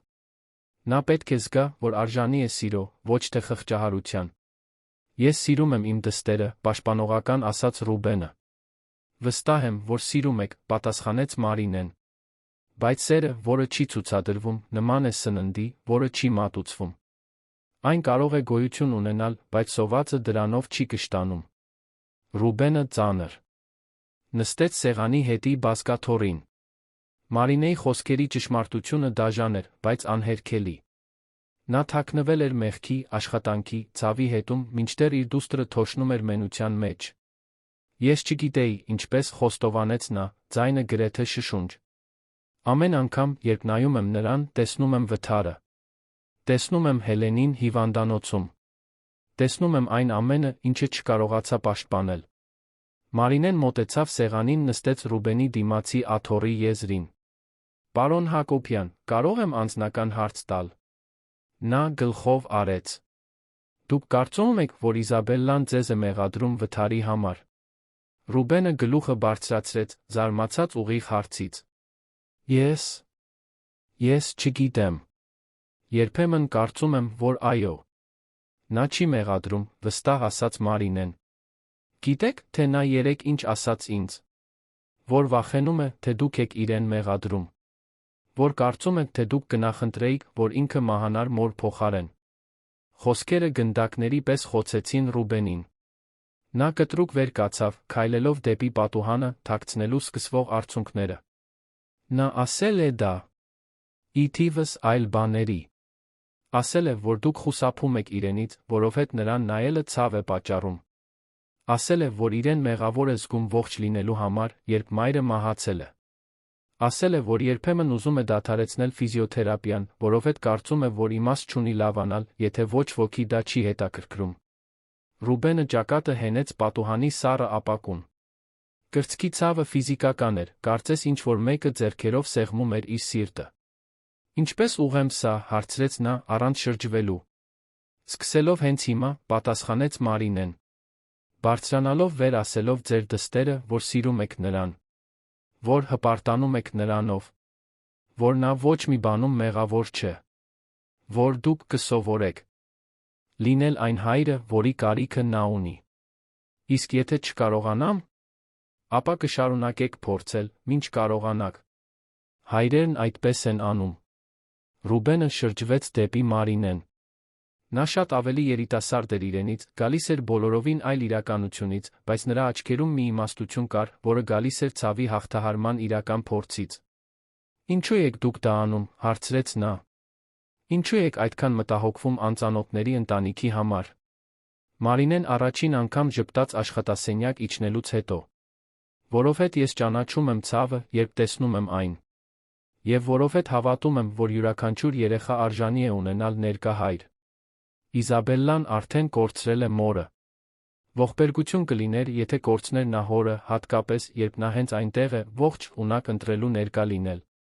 Այդ պահին Ռուբենը մի որոշում կայացրեց, որը կփոխեր ամեն ինչ։ Նա կփորձեր։ Մի կողմ կդներ վախը, մեղքը, ցավը, կփորձեր լինել այն հայրը, որի կարիքն ուներ Իզաբելլան։ Չգիտեր, ինչպես, չգիտեր, կկարողանա, թե ոչ, բայց կփորձեր։ Մարինե, ասաց նա, դուք ինձ կօգնեք այս հարցում։ Ես չգիտեմ, թե ինչպես լինել հայր մի աղջկա համար, որն այսքան տրավմայի միջով է անցել։ Չգիտեմ, թե ինչպես վերականգնել մի հարաբերություն, որը թողել է մեռնի։ Դուք ինձ կսովորեցնե՞ք։ Մարինեն մի պահ ուսումնասիրեց նրան։ Դուք վստահ եք, որովհետև դա հեշտ չէ։ Դա կպահանջի, որ դուք փոխեք ձեր առօրյան, որ իսկապես ներկա լինեք, որ Իզաբելլային առաջին տեղում դնեք։ Պատրաստ եք դա անել։ Ռուբենը մտածեց վերջին 18 ամիսների մասին։ Մտածեց բոլոր այն հանդիպումների մասին, որոնք նա խնդրել էր իր դստեր բարեկեցությունից, բոլոր այն գիշերների մասին, երբ տուն էր եկել, երբ նա արդեն քնած էր, բոլոր այն բաց թողնված հնարավորությունների մասին, պարզապես ներկա լինելու։ Պատրաստ եմ, ասաց նա, երկար ժամանակ անց առաջին անգամ հավատաց սեփական խոսքերին։ Նրանք միասին բարձրացան Իզաբելլայի սենյակ։ Աղջիկը պլանշետով էր խաղում, բայց բարձրացրեց աչքերը, երբ տեսավ նրանց միասին մտնելիս։ Ռուբենը մոտեցավ հաշմանդամի սայլակին, ծնկի իջավ դստեր կողքին, նրա աչքերի մակարդակին։ Իզա, ասաց նա, օգտագործելով այն քնքու չմականունը, որը ամիսներ շարունակ չէր արտասանել, կարող եմ խոսել քեզ հետ։ Իզաբելլան հետաքրքրված գլխով արեց։ Ուզում եմ ներողություն խնդրել, շարունակեց Ռուբենը, նրա ձայնը թեթակի դողում էր։ Ներողություն, որ հեռացել եմ քեզնից։ Ներողություն, որ չեմ եղել այն հայրը, որի կարիքը դու ունեիր մայրիկին կորցնելուց հետո։ Եվ ամենակարևորը, ներողություն, որ թույլ եմ տվել քեզ մտածել, որ որևէ բանի մեղքը քոնն է։ Իզաբելլան լուռ էր, աչքերը լայն բացված։ Այն ամենում, ինչ պատահել է, դու մեղավոր չես, ասաց Ռուբենը, բռնելով դստեր փոքրիկ ձեռքերը։ Դու իմ կյանքի ամենաթանկ բանն ես, ես հիմար եմ եղել, որ դա ամեն օր ցույց չեմ տվել։ Ինձ կներես։ Իզաբելլան նայեց Մարինեին, կարծես թույլտվություն հարցնելով զգալու այն, ինչ զգում էր։ Մարինեն քաջալերող գլխով արեց։ Ներում եմ, պապա, ասաց Իզաբելլան, նետվեց հոր գիրկը։ Ռուբենը ամուր գրկեց նրան, զգալով, որ նա չափազանց նիհար է իր կրծքին, լուր խոստանալով, որ այլս երբեք թույլ չի տա նրան կասկածել իր սիրո մեջ։ Դստեր գլխի վրայով նա նայեց Մարինեին շուրթերով։ Շշնջաց մի լուր շնորհակալություն։ Մարինեն ժպտաց զգուշորեն դուրս եկավ սենյակից, հորն ու դստերը թողնելով վերջապես վերականգնելու այն կամուրջը, որը սուգը քանդել էր։ Դռնից դուրս նա հենվեց պատին, խորը շունչ քաշեց։ Միշտ հուզիչ էր տեսնել ընտանիքների վերամիավորումը, բայց այս անգամ դա հատուկ էր։ Այս անգամ նա օգնել էր փրկել ոչ միայն մի աղջկա, այլ մի ամբողջ ընտանիք։ Այն, ինչ Մարինեն չգիտեր, այն էր, որ դա միայն սկիզբն էր։ Հաջորդ օրերին Ռուբենը կսկսեր վերակազմավորել իր ամբողջ կյանքը դստեր շուրջ։ Եվ աստիճանաբար Մարինեն կհայտնաբերեր, որ դարձել է շատ ավելին, քան պարզապես խնամող Հակոբյանների ընտանիքի համար։ Նա դարձել էր այն բանալին, որը բացել էր դուռը դեպի ապրելու, սիրելու ընտանիք լինելու նորից։ Վերակառուցումը սկսվել էր։ Եվ 18 ամսվա մեջ առաջին անգամ կենտրոնի տունը նորից օջախ կդառնար։ Այդ փոխակերպիչ կեսօրից 3 ամիս անց կենտրոնի տունը դարձել էր բոլորովին այլ վայր։ 18 ամիս միջանցքներում տիրող ճնշող լռությունը իր տեղը զիջել էր կյանքի սիմֆոնիայի, աստիճաններով արձագանքող ծիծաղ, ճաշասե։ Նյակում աշխույժ զրույցներ, Իզաբելլայի սենյակից եկող երաժշտություն, նույնիսկ մարմարե միջանցքներով վազող փոքրիկ ոտքերի ձայն։ Ռուբենը կատարեց փոփոխության իր խոստումը մի վճռականությամբ, որը զարմացրեց բոլորին, սկսած հենց իրենից։ Նա ամբողջությամբ վերակազմակերպեց իր գրաֆիկը, Թեքարմենիայում պատվիրակելով պարտականություններ, որոնք նախկինում անփոխանցելի էր համարում, հստակ սահմաններ դնելով մասնագիտական անձնական կյանքի միջ։ Ամեն օր ժամը 5-ին դուրս էր գալիս ընկերությունից, տուն էր հասնում Իզաբելլայի հետ ճաշիկի ժամանակ, տարիների մեջ առաջին անգամ անջատում էր կորպորատիվ հեռախոսը երեկոյան 7-ից հետո։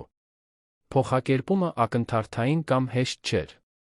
Եղան դժվար օրեր, պահեր, երբ Ռուբենն իրեն կորած էր զգում, փորձելով կողմնորոշվել դստեր բարդ զգացմունքներում, դեպքեր, երբ մեղքի զգացումը դեռ հետապնդում էր նրան համար ուրվականի պես։ Բայց Մարինեն այնտեղ էր, համբերատար վճռական, առաջնորդելով նրան ամենադժվար պահերի միջով, այն մարդու իմաստությամբ, ով անցել էր ցավի վերականգնման նմանատիպ արահետներով։ Իզաբելլան իր հերթին ծաղկեց այնպես, ինչպես նույնիսկ Մարինեն չէր կանխատեսել։ Աղջիկը, որը վթարից հետո դարձել էր լուռ ուրվական, նորից դարձավ հետաքրքրասեր, խոսուն, լի հարցերով իրեն շրջապատող աշխարհի մասին։ Նրա ֆիզիկական վերականգնումը նույնպես կտրուկ արագացավ, երբ հուզական մոտիվացիա ստացավ։ Ֆիզիոթերապիայի սեանսներին, որոնց Ռուբենն այժմ կրոնական նվիրումով էր հետում, նա ջանք էր գործադրում սահմաններից այն կողմ, վճռականորեն ցույց տալու հորը յուրաքանչյուր փոքր առաջընթաց։ Վերակառուցման այս շրջանի ամենանշանավոր պահը տեղի ունեցավ ապրիլի մի ուրբաթ օրը, երբ Ռուբենը տուն եկավ գտավ Իզաբելլային, որը փորձում էր մի մեղեդի նվագել այն ստեղնաշարով, որը բերել էր Մարինեն։ Երաժշտությունը հեռու էր կատարյալ լինելուց, բայց աղջկա լարված կենտրոնացման մեջ, այն ձի մեջ, թե ինչպես է շարժում իր փոքրիկ մատները ստեղների վրա, փնտրելով ճիշտ նոտաներ մի երգի համար, որը միայն ինքն էր կարողանում լսել, ինչ-որ հիպնոսացնող բան կար։ Ինչ երգ է դա, արքայադուստր, հարցրեց Ռուբենը, նստելով հատակին հաշմանդամի սայլակի կողքին։ Փորձում եմ նվագել այն երգը, որը մայրիկս երգում էր ինձ համար քնելուց առաջ, պատասխանեց Իզաբելլան, չդադարեցնելով նվագելը։ Մարինեն ասաց, որ երբեմն հիշողություններն ավելի պարզ են դառնում, երբ ձեռքերով ինչ-որ բան ես անում։ Ռուբենի սիրտը սեղմվեց, բայց այս անգամ ոչ ցավից։ Դա այլ զգացողություն էր, ավելի քաղցր, կարծես Հելենի հիշողությունները պատվում էին, այլ ոչ թե խուսափվում։ Բառերը հիշում ես, հարցրեց նա։ Մի քիչ։ Աստղի մասին էր, որը պաշտպանում էր երեխաներին, երբ նրանք քնում էին։ Ռուբենը ժպտաց։ Իհարկե, նա հիշում էր այդ երգը։ Հելենը հորինել էր մեղեդին, երբ Իզաբելլան նորածին էր, մի իմպրովիզացված օրորոցային, որը դարձել էր ընտանիքի գիշերային ծիսակարգի մի մասը։ Նա այն չէր լսել գրեթե 2 տարի։ Կարող եմ փորձել երգել քեզ հետ, առաջարկեց նա։ Իզաբելլան դադարեց նվագել, զարմացած նայեց հորը։ Դու գիտես երգը։ Իհարկե, գիտեմ։ Ես օգնել եմ մայրիկիդ հորինել այն։ Ահա թե ինչպես Մարինեն գտավ նրանց, երբ հաջորդ երկուշաբթի եկավ։ Հայր ու դուստր նստած սենյակի հատակին, կիսում էին մի մեղեդի, որը կապում էր ցավոտ անցյալը հնարավորություններով լի ներկայի հետ։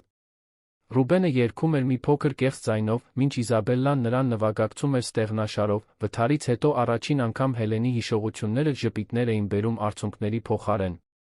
Մարինեն մի քանի պահ դիտեց տեսարանը, նախքան իրեն նկատելի դարձնելը։ Այդ ընտանիքին տեսնելու մեջ, որին ինքն էր օգնել վերականգնել, խորապես գոհացուցիչ բան կար, բայց նա մի մելանխոլիայի խայթոց, որը նա չէր կարողանում լիովին բացատրել։ Գուցե դա այն ընկալումն էր, որ իր դերն այնտեղ փոխվում էր, որ Ռուբենն ու Իզաբելլան սովորում էին նորից միասին քայլել։ Իրականում Մարինեի կյանքը նույնպես զգալի փոփոխությունների էր ենթարկվել վերջին ամիսներին։ Ռուբենը պնդել էր զգալիորեն բարձրացնել նրա աշխատավարձը, պնդելով, որ նա այլևս պարզապես խնամող չէ, այլ ընտանեկան վերականգնման էական մաս։ Ֆինանսական կայունության շնորհիվ Մարինեն կարողացել էր տեղափոխվել ավելի մեծ բնակարան Կոմիտասում, որտեղ Սոֆյան իր կյանքում առաջին սեփական սենյակն ուներ։ Սոֆյան, որն սկզբում ամաչում էր մոր առօրյայի փոփոխությունից, շուտով հիացավ այն պատմություններով, որոնք Մարինեն պատմում էր Իզաբելլայի մասին։ 5-ամյա աղջիկը անընդհատ հարցնում էր հաշմանդամի սայլակով արքայադստեր մասին, ինչպես անվանել էր Իզաբելլային, աղաչում էր ծանոթանալ նրա հետ։ Շաբաթ օրվա մի կեսօրին Մարինեն քաջություն հավաքեց առաջարկելու մի բան, որի մասին մտածում էր շաբաթներ շարունակ։ Ռուբեն, ասաց նա, մինչ օգնում էին Իզաբելլային ուժեղացման վարժություններով, դեմ կլինեիք, եթե ես Սոֆիային բերեի Իզաբելլայի հետ ծանոթանալու։ Նա անընդհատ հարցնում է, կարծում եմ, որ դա լավ կլինի երկուսի համար էլ։ Ռուբենը դադարեցրեց իր անելիքը։ Վերջին ամիսներին տունը բացվել էր Մարինեի համար այնպես, ինչպես նա երբեք չէր պատկերացրել։ Նա այլս պարզապես աշխատող չէր, նա գրեթե ընտանիքի անդամի պես էր։ Այդ շրջանակն էլ ավելի ընդլայնելու գաղափարը նրան մի պահ անվստահ դարձրեց։ Ինչ ես կարծում, Իզա, հարցրեց նա դստերը։ Իզաբելլան անմիջապես ոգորվեց։ Կարող եմ ծանոթանալ Սոֆիայի հետ։ Մարինեն միշտ խոսում է նրա մասին։ Նա էլ է կորցրել հորը։ Այո, մեղմ հաստատեց Մարինեն։ Նա 3 տարեկան էր, երբ դա պատահեց։ Երբեմն դեռ տխրում է, բայց սովորում է, որ հնարավոր է կարոտել մի նույն ժամանակ երջանիկ լինել։ Ինչպես ես, ասաց Իզաբելլան մի հասունությամբ, որը դեռ զարմացնում էր Ռուբենին։ Կարող եմ նրան սովորեցնել վարժությունները և ցույց տալ իմ նկարները։ Ահա թե ինչպես հաջորդ շաբաթ օրը Սոֆյան առաջին անգամ մտավ Հակոբյանների տուն։ Նա փոքրիկ աղջիկ էր, Իզաբելլայի պես գանգուր մազերով, բայց այն երեխայի տիպիկ էներգիայով, որը զգալի տրավմաների միջով չէր անցել։ Նա լայն բացված աչքերով նայեց նախասրահին, տպավորված տան չափսերից նրբագեղությունից, բայց նրա ամաչկոտությունն ամբողջությամբ անհետացավ, երբ տեսավ Իզաբելլային։ Դու արքայադուստրն ես, բացականչեց Սոֆյան, վազելով դեպի աշմանդամի սայլակը։ Մայրիկս ասաց, որ դու շատ քաջ ես։ Իզաբելլան ծիծաղեց փոքրիկ աղջկա անմիջականությունից։ Ես արքայադուստր չեմ, ես Իզաբելլան եմ։ Բայց կարող ես ինձ Իզա կանչել։ Ես Սոֆյան եմ, բայց մայրիկս ինձ Սոֆինկա է կանչում։ Ուզում ես խաղանք։ Ռուբենն ու Մարինեն դիտում էին, թե ինչպես են երկու աղջիկները ծանոթանում երեխաների բնական հեշտությամբ։ Սոֆյան ոչ մի օտարացում կամ խղճահարություն չցուցաբերեց Իզաբելլայի հաշմանդամի սայլակի նկատմամբ։ Նրա համար դա պարզապես Իզաբելլայի մի մասն էր, ինչպես գանգուր մազեր կամ կանաչ աչքեր ունենալը։ Շուտով նրանք Իզաբելլայի սենյակում էին, Սոֆյան նստած հատակին, մինչ Իզաբելլան նրան ցույց էր տալիս Մարինեի հետ արած նկարները։ Փոքրիկ աղջիկն անկեղծորեն տպավորված էր Իզաբելլայի գեղարվեստական տաղանդով, շուտով նրանք միասին էին նկարում, մանրամասն պատմություններ հորինելով արքայադուստրերի մասին, որոնք ամբողջ թագավորությունները փրկում էին տխրությունից։ Տիկին Կարինեն, որը հատուկ հետճաշիկ էր պատրաստել այդ առիթով, դռնից դիտում էր ամեն ինչ մայրական ժպիտով։ Երկար ժամանակ էր, ինչ այս տունը երեխայի ծիծաղ չէր լսել, ասաց նա Մարինեին։ Կարծես վերադարձել ենք այն ժամանակները, երբ տիկին Հելենն այստեղ էր։ Մարինեն ժպտաց, բայց կրծքում մի խայթոց զգաց։ Հելենի հետ համեմատությունը, թե արված սիրով, միշտ նրան անհարմար էր դարձնում։ Նա գիտեր, որ երբեք չի կարող չպետք է փորձի փոխարինել Իզաբելլայի մորը, բայց երբեմն մտածում էր, թե որն է իր տեղն այս վերակառուցված ընտանիքում։ Հաջորդ ամիսները բերեցին մի առօրյա, որը նրանցից ոչ ոք չէր կանխատեսել, բայց որն աշխատում էր գրեթե կախարդական կերպով։ Սոֆյան սկսեց շաբաթը 3 անգամ գալ Հակոբյանների տուն, միշտ Մարինեի ուղեկցությամբ։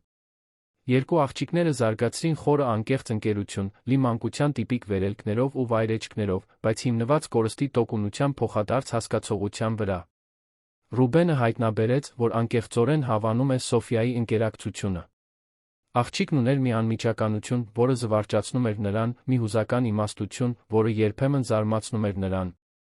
Նա չէր վախենում դժվար հարցեր տալուց կամ քնքշություն ցուցաբերելուց, աստիճանաբար օգնեց Ռուբենին դառնալ ավելի արտահայտիչ ներկա ոչ միայն Իզաբելլայի, այլ բոլոր այն մարդկանց հետ, որոնց սիրում էր։ Հենց Սոֆյան էր, որ մայիսի մի անձրոտ կեսօրին արեց այն դիտարկումը, որը կփոխեր ամեն ինչ։ Ռուբեն հորքուր, ասաց նա, օգտագործելով այն քնքուշ մականունը, որն ընդունել էր նրա համար, դուք ընտանիքի պես եք, չէ՞։ Ռուբենն օգնում էր աղջիկներին 500 կտորից բաղկացած փազլ հավաքել, որը փռված է հյուրասենյակի հատակին։ Նա կանգ առավ, մի կտոր ձեռքին, նայեց Սոֆիային։ Ինչ նկատի ունես, Սոֆինկա։ Դու, Իզա հորքուրը, մայրիկս ես։ Մենք միասին ենք լինում, միասին ուտում, միասին խաղում։ Ընտանիքի պես է։ Իզաբելլան բարձրացրեց աչքերը փազլից։ Բայց ընտանիքները մարդիկ են, որոնք նույն տանն են ապրում։ Ոչ միշտ, պատասխանեց Սոֆյան երեխաների անհերքելի տրամաբանությամբ։ Տատիկս հեռու է ապրում, բայց իմ ընտանիքն է։ Եվ դուք հոգ եք տանում մեզ համար, իսկ մենք ձեզ համար։ Ընտանիք է, այո։ Ռուբենը զգաց, որ կրծքում ինչ-որ բան շարժվեց։ Ընտանիք։ Երբ էր դադարել մտածել այդ տերմիններով։ Հելենի մահից հետո նա այնքան էր կենտրոնացել գոյատելու Իզաբելլայի հետ իր հարաբերությունները վերականգնելու վրա, որ չէր նկատել, թե ինչպես են Մարինեն Սոֆյան դարձել իրենց կյանքի անբաժանելի մասը։ Նա նայեց Մարինեին, որը նստած էր բուխարու կողքի բազկաթոռին, մտածկոտ արտահայտությամբ դիտելով աղջիկների խոսակցությունը։ Վերջին ամիսներին նա դարձել էր իր մտերիմը, Իզաբելլայի դաստիարակության գործընկերը, դժվար պահերին իր իմաստուտ յան աղբյուրը։ Եվ Սոֆյան բերել էր մի անմիջական ուրախություն, որը տունը տարիներ շարունակ չէր ճանաչել։ Այդ գիշեր, երբ Մարինեն Սոֆյան գնացին, Ռուբենը Իզաբելլայի հետ խոսեց ընկերուհու մեկնաբանության մասին։ Ինչ ես կարծում, Իզա։ Մենք ընտանիք ենք։ Իզաբելլան մի պահ մտածեց։ Կարծում եմ, այո, պապա։ Մարինեն հոգ է տանում մեր մասին, կարծես մենք իր ընտանիքից լինենք, իսկ Սոֆյան ինձ համար քրոջ պես է։ Եվ դու ուրախ ես, երբ նրանք այստեղ են։ Իսկապես ուրախ եմ, խոստովանեց Ռուբենը։ Իսկ դու ուրախ ես։ Շատ, ասաց Իզաբելլան, ժպտալով։ Առաջ կարծում էի, որ այլս երբեք ուրախ չեմ լինի մայրիկի մահից հետո։ Բայց հիմա գիտեմ, որ հնարավոր է կարոտել մայրիկին մի նույն ժամանակ ուրախ պահեր ունենալ։ Մարինեն ինձ սովորեցրեց դա։ Ռուբենը գրկեց դստերը, հասկանալով, որ նա հուզականորեն աճել է այնպես, ինչպես ինքը չէր նկատել։ Աղջիկը, որը վթարից հետո դարձել էր լուռ ու ապատիկ, այժմ խոսում էր բարդ զգացմունքների մասին մի պարզությամբ, որը շատ մեծահասակներ չունեին։ Որոշումը բնականաբար եկավ, կարծես անխուսափելի էր։ Այն առաջին օրվանից, երբ Մարինեն մտավ այդ տուն։ Ռուբենը գիտեր, որ ուզում է պաշտոնականացնել այն, ինչ արդեն գոյություն ուներ գործնականում։ Այդ 4 մարդիկ ընտանիք էին ոչ ավանդական, բայց անկեղծ, միմյանց մասին հոգ տանելու, պաշտպանելու սիրելու իրենց կարողությամբ։ Հունիսի մի կեսօրին, ուղիղ 6 ամիս այն օրվանից, երբ Մարինեն առաջին անգամ ծիծաղեցրել էր Իզաբելլային, Ռուբենն արեց մի հրավեր, որը զարմացրեց բոլորին։ Մարինե, ասաց նա, երբ աղջիկները դուրս եկան այգում խաղալու, դուք Սոֆյան կուզեիք տեղափոխվել այստեղ։ Մարինեն կանգ առավ ֆիզիոթերապիայի պարագաները հավաքելու շարժման կեսին։ Ինչ նկատի ունեք։ Նկատի ունեմ այստեղ ապրել։ Մշտապես։ Բավականաչափ սենյակներ կան, Սոֆյան կարող է իր սեփական տարածքն ունենալ։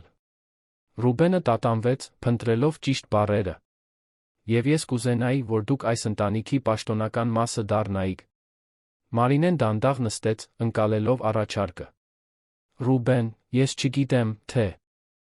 Ես ամուսնության կամ ռոմանտիկ հարաբերությունների մասին չեմ խոսում, արագ պարզաբանեց Ռուբենը։ Ես ընտանիքի մասին եմ խոսում։ Դուք արդեն Իզաբելլայի կյանքի ամենակարևոր մարդն եք ինձնից հետո։ Սոֆյան արդեն նրա համար քրոջ պես է։ Եվ ես։ Նա դադար տվեց, պայքարելով բառեր գտնելու համար։ Ես այլս չեմ կարող պատկերացնել մեր կյանքն առանց ձեզ երկուսի։ Մարինեն երկար լուռ մնաց։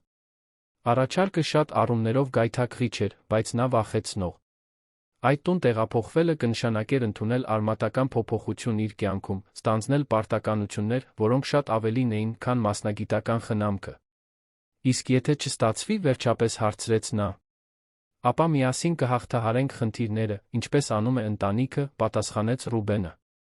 Մարինե, վերջին ամիսներին դուք ինձ սովորեցրիք նորից հայր լինել, օգնեցիք Իզաբելլային նորից գտնել ուրախությունը, կյանք բերեցիք մի տուն, որը մեռած էր։ Ես չեմ կարող առաջարկել ռոմանտիկա կամ կիրք, բայց կարող եմ առաջարկել հարգանք, գործընկերություն, անվտանգություն, անկեղծ ընտանեկան սեր։ Այդ գիշեր Մարինեն երկար խոսեց Սոֆյայի հետ առաջարկի մասին։ 5-ամյա աղջիկը ոգորվեց միայն իր համար սենյակ ունենալու ամեն օր Իզաբելլային տեսնելու գաղափարից, բայց նա զարմանալի հասկացողություն ցուցաբերեց տեղափոխության հետանքների վերաբերյալ։ Մայրիկ, ասաց նա, դու կարծում ես հայրիկը ուրախ կլիներ, եթե մենք Իզա հորքուրի Ռուբեն հորքուրի հետ ապրեինք։ Հարցը քաղցր դաշույնի պես խոցեց Մարինեի սիրտը։ Սոֆյան հոր հիշողությունը կենդանի էր պահել լուսանկարների պատմությունների միջոցով, դեռ նրան ներառում էր իր կարևոր որոշումներում։ Կարծում եմ, հայրդ ուրախ կլիներ, իմանալով, որ դու ունես մի ընտանիք, որը քեզ սիրում է, պատասխանեց Մարինեն։ Նա միշտ ուզել է, որ դու երջանիկ ապահով լինես։ Ապա կարծում եմ, պետք է գնանք, որոշեց Սոֆյան երեխաներին բնորոշ վճռականությամբ։ Իզային քույր է պետք, իսկ Ռուբեն հորքուրին մեկը, որ իրեն ավելի շատ ժպտացնի։ Մեկ շաբաթ անց Մարինեն Սոֆյան պաշտոնապես տեղափոխվեցին կենտրոնի տուն։ Տիկին Կարինեն օգնեց կազմակերպել Սոֆյայի սենյակը, որն ընտրեց մանուշակագույնը պատերի համար, պնդեց, որ ունենա Իզաբելլայի նման շղարշով մահճակալ։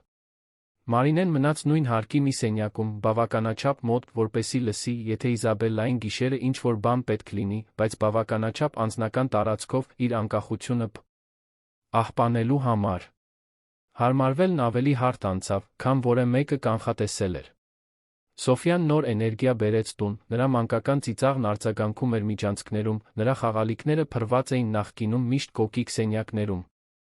Իզաբելլան ծաղկեց մշտական ընկերակցությունից, զարգացնելով ավագ քրոջ պատասխանատվության զգացում, որն էլ ավելի արագացրեց նրա հուզական ֆիզիկական վերականգնումը։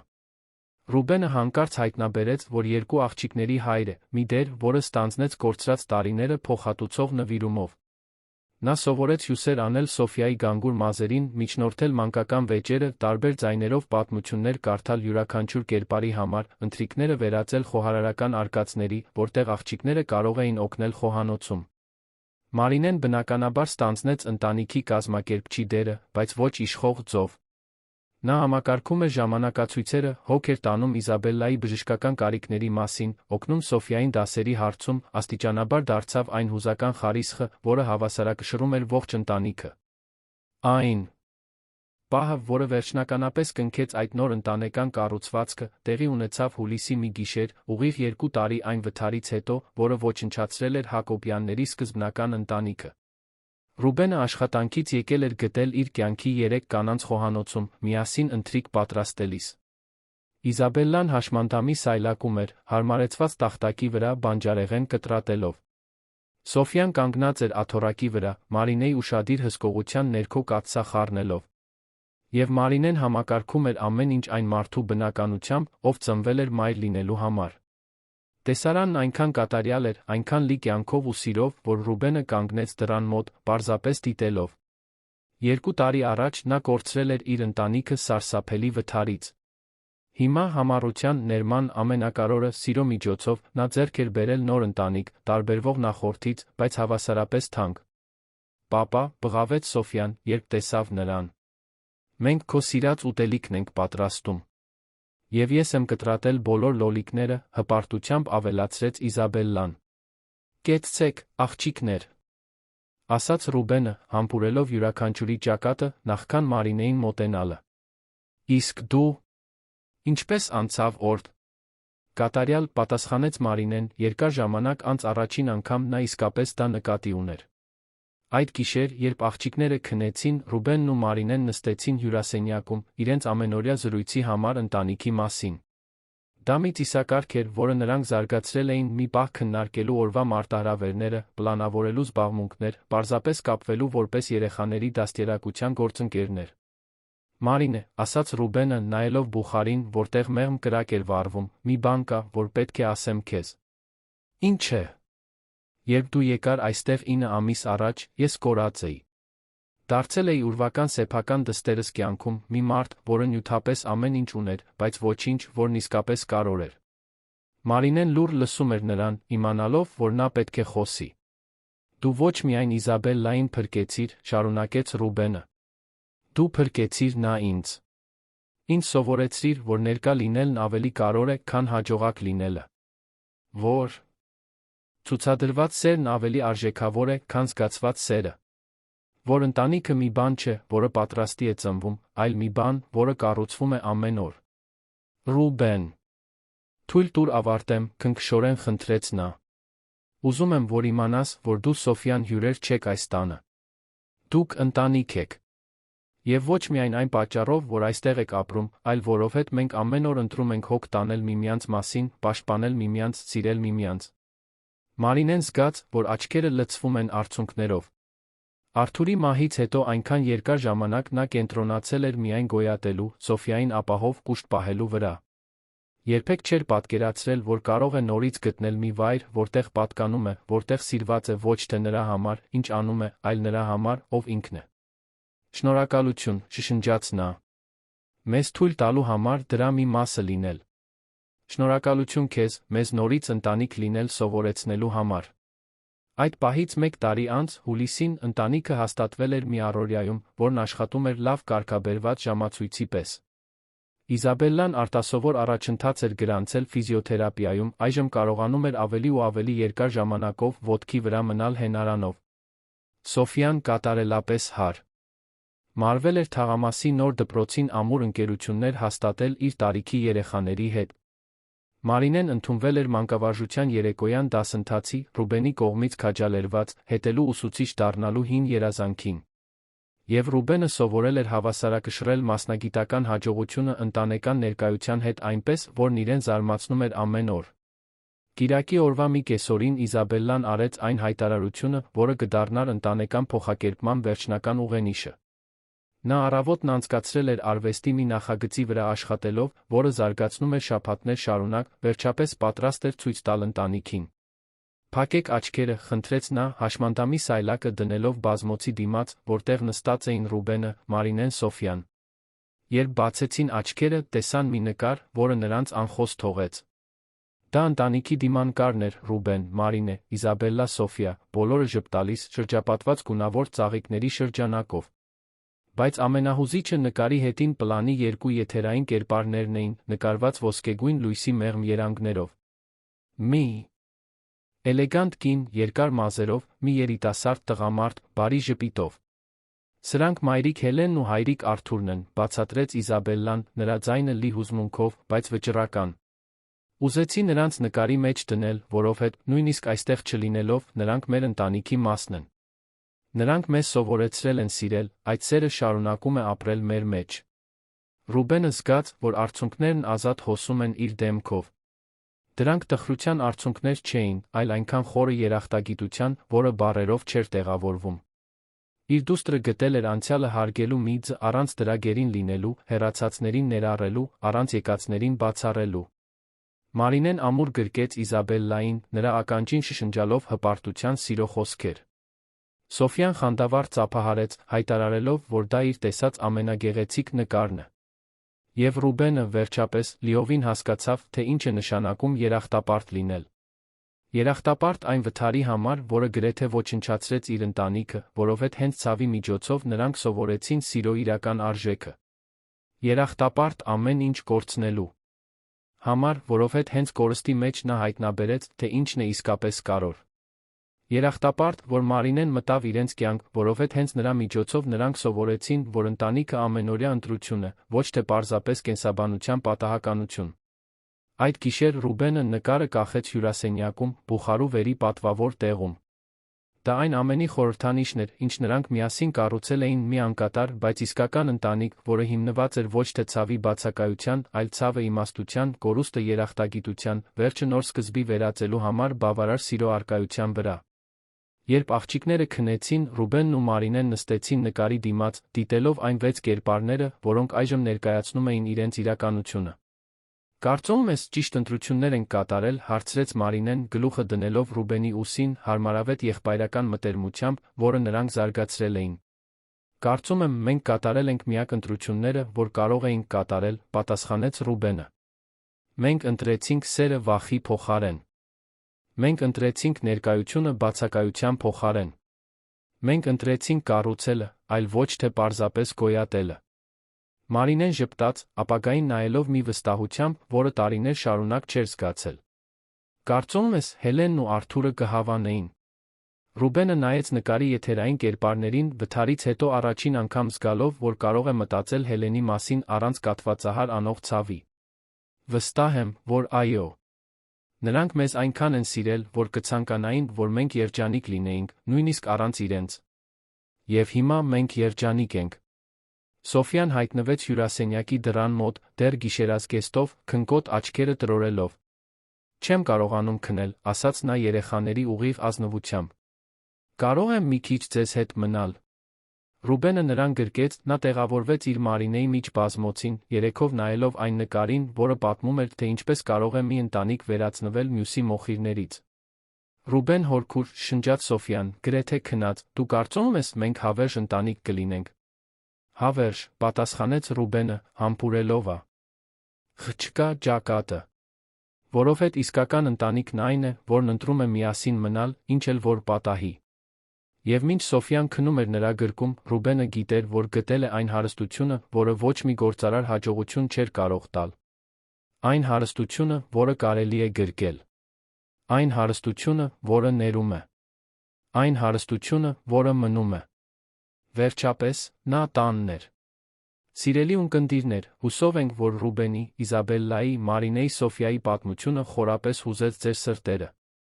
Եթե դուք հուզվեցիք ցավի, ներման ընտանեկան վերականգնման այս ճանապարհորդությունից, դրեք ձեր հավանումը, բաժանորդագրվեք ալիքին մեկնաբանություններում պատմեք, թե որ պահն է ձեզ ամենաշատը տպավորել։ Ամեն օր մենք ներկայացնում ենք այսպիսի հուզիչ պատմություններ, որոնք բացահայտում են, թե ինչպես սերն ունի ուժ, ամենամեծ ողբերգությունները նոր սկիզբների վերածելու։ Պատմություններ, որոնք մեզ հիշեցնում են, որ ընտանիքը ոչ միայն նրանք են, ովքեր ծնվում են մեզ հետ, այլ նրանք, ովքեր ընտրում են մնալ մեր կողքին, երբ ամեն ինչ կորած է թվում։ Սպասում ենք ձ. Ես հաջորդ դրվագում, որտեղ մենք կրկին կուսումնասիրենք մարդկային սրտի ամենախորը գաղտնիքները իսկական սիրո փոխակերպող ուժը։